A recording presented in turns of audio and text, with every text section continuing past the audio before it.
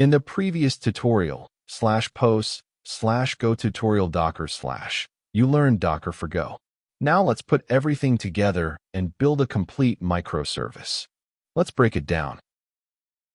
Project structure. This follows the clean architecture from Go tutorial 10 /posts/go tutorial project structure /. Models define the data structures. The DB tags are for SQLX. The JSON -on password means it is never included in JSON responses. Repository layer. The repository handles all database operations. Add errors to the imports for this file. Auth service. The service layer handles business logic like password hashing and JWT tokens.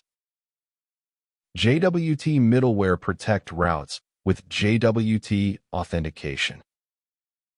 Handlers. The handlers connect HTTP requests to the business logic.